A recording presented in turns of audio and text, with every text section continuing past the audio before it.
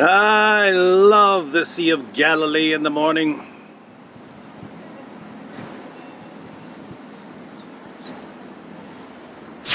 All right, we are in Magdala, town in northern Galilee. It was a fishing village, and this was the home of Mary Magdalene.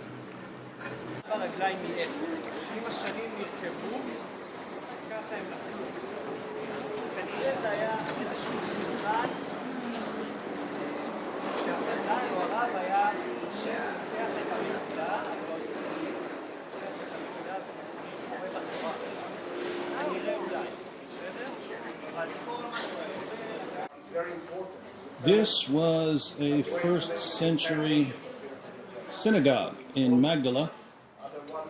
It's one of the only first century synagogues found in Israel. Magdala was destroyed by the Romans in the Jewish-Roman War. Josephus reports that as the Romans approached, the people of Magdala picked up rocks and tore things down to build barriers to block the roads. And then, since this was a fishing village, they jumped in their boats, and so the Romans had to go get them on the Sea of Galilee. And Josephus also reports that the blood of the people of Magdala turned the Sea of Galilee red. Pretty awesome tile work over here on the side of the synagogue.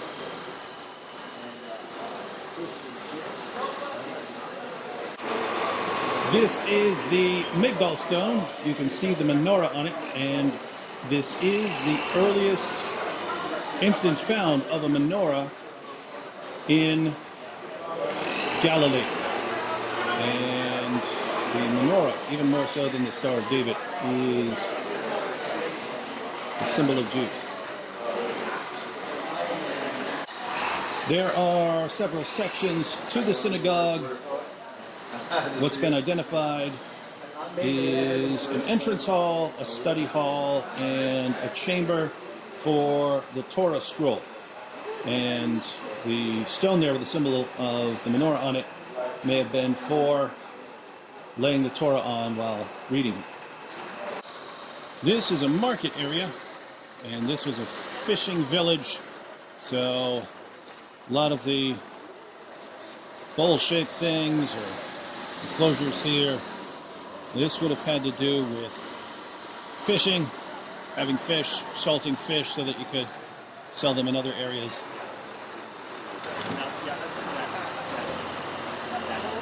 This is what's left of a first century road. So this is what would have been blocked by the people of Magdala as the Romans were approaching.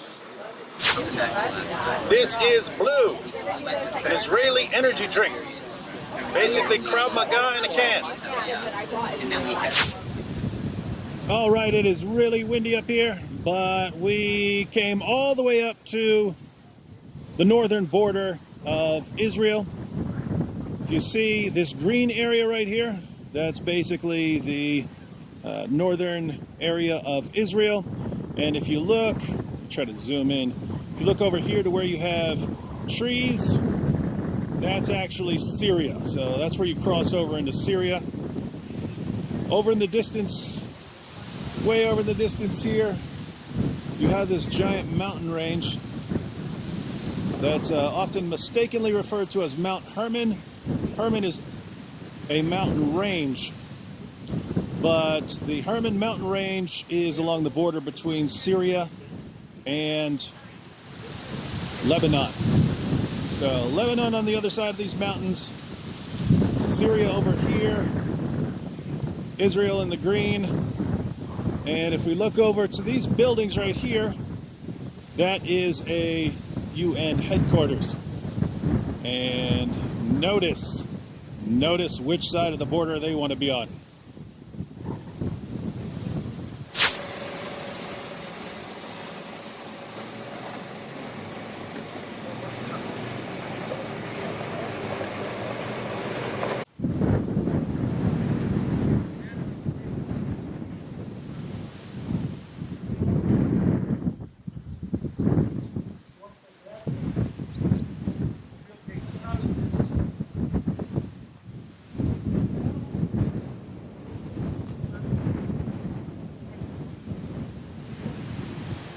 came up on the roof of this building.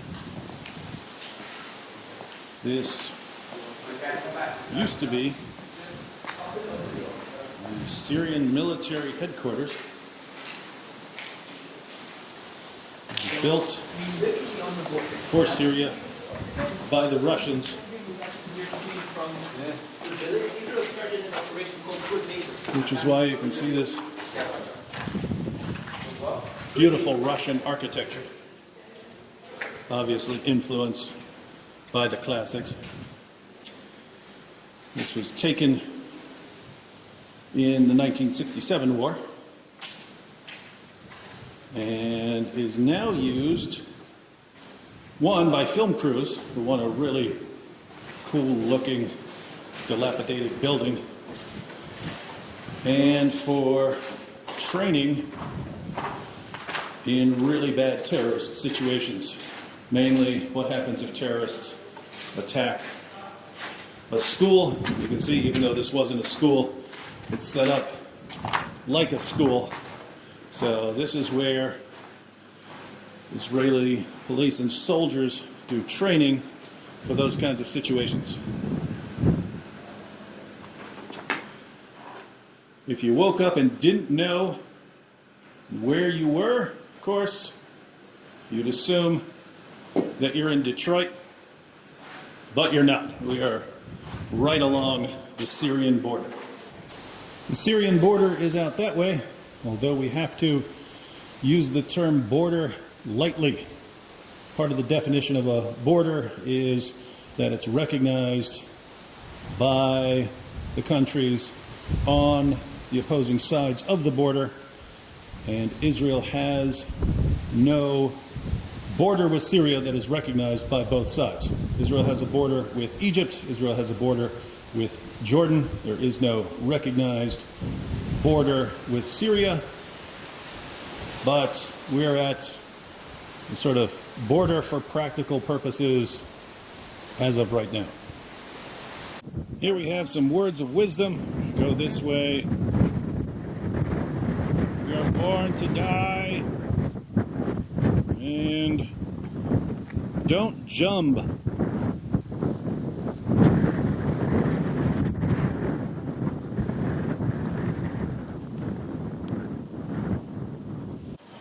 This building reminds me of Sam Shamoun's YouTube channel.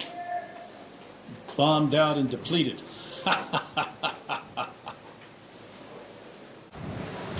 The Russian contribution to global architecture. Massive overuse of rebar.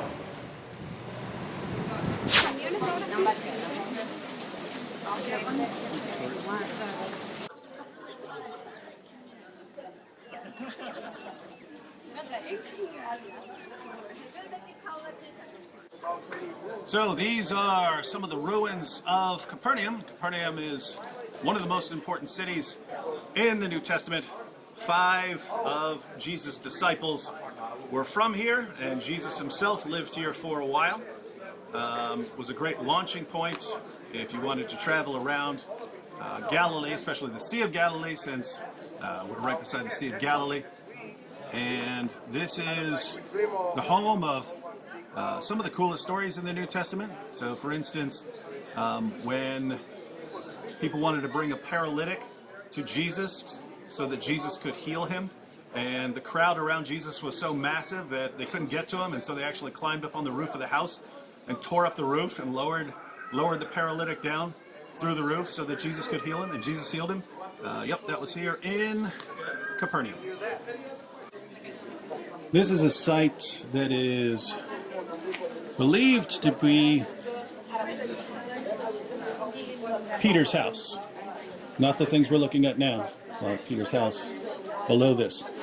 And there is some ancient graffiti identifying this as a pilgrimage site for Christians, and some of the references are interpreted to be to Peter, but the basic evidence runs as follows. There is, in the 5th century, a church built here, and prior to that, there was some sort of meeting hall underneath, and all of this was built upon a house that goes back to the 1st century, and that was expanded upon over a few centuries. So Basically, something started as a house and then became a gathering hall. And then once Christians were allowed to build churches, a church was built upon it.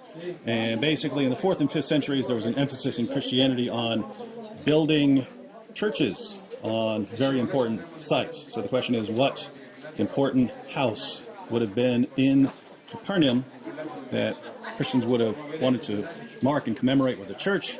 Well, Peter's house is a pretty good explanation. All right, now check this out. So this is a church which is built over the ancient church, which is built over a meeting room which was supposedly modified from Peter's house. Now what's interesting is this is kind of the view that the paralytic would have had being lowered down. This isn't what he would have seen because it would have been a nice house back then, but this is sort of the direction he'd have been looking. These are the remains of a late 4th century Jewish synagogue here in Capernaum. So this wouldn't have been the synagogue that Jesus walked into, but this synagogue would have been built upon an earlier synagogue. And so this is most likely the correct location.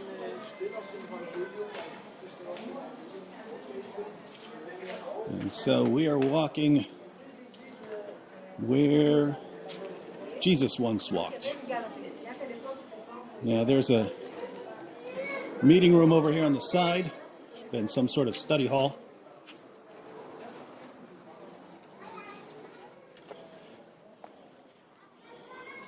So this is a very large synagogue. Now here's something that's cool. Over here, not sure you can make that out. Oh yeah, it looks good. You see these marks on the floor, little squares? There were apparently games etched into the stones for kids to play. If you needed to quiet some kids down, you'd give them a little game to play. And possibly games that were meant to teach them the Torah.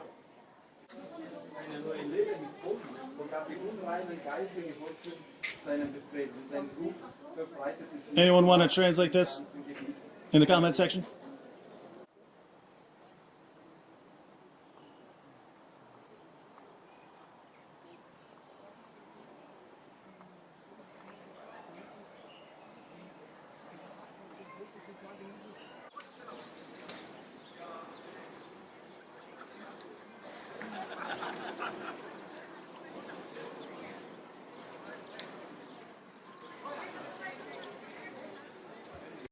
If you want to know how close Peter would have been to the water, this is a modern church built over the traditional site of Peter's house, and that is the Sea of Galilee.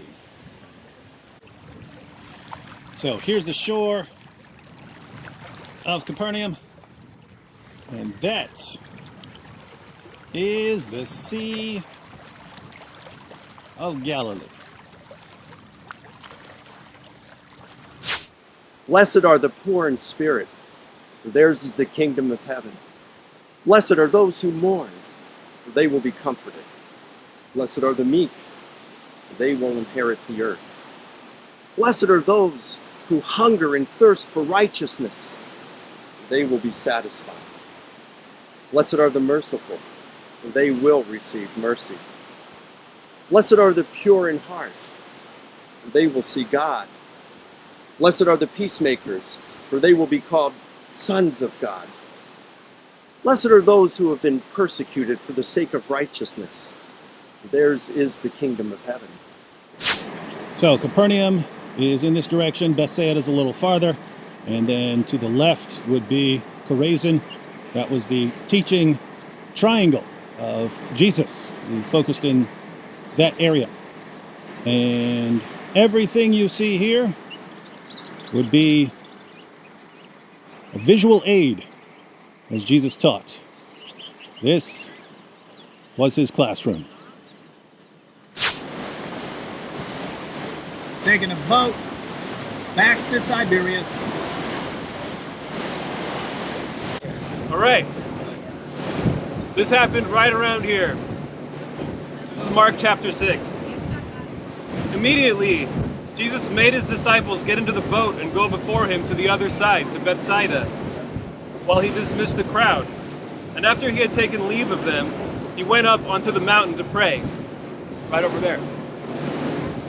And when evening came, the boat was out to sea, and he was alone on the land. And he saw that they were making headway painfully, for the wind was against them. At about the fourth watch of the night, he came to them walking on the sea, right here.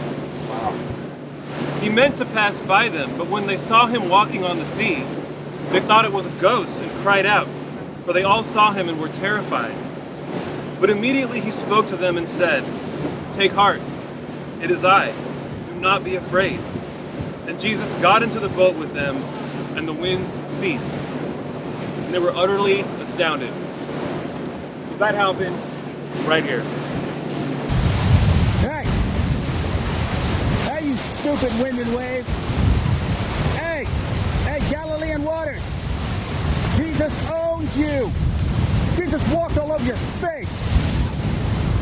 How did that feel? We are pulling into the port city of Tiberias along the Sea of Galilee. Notice that in the Gospels, you don't read about Jesus going and preaching in Tiberias. It's because during the time of Jesus, Tiberias was a city for pagans. It was built by the Roman Tetrarch of Galilee, Herod Antipas. He built it for pagans. He built the city on a graveyard, so devout Jews did not want to enter the city because they would be made ritually unclean. Herod eventually forced some Jews to move into the city, even though they didn't want to.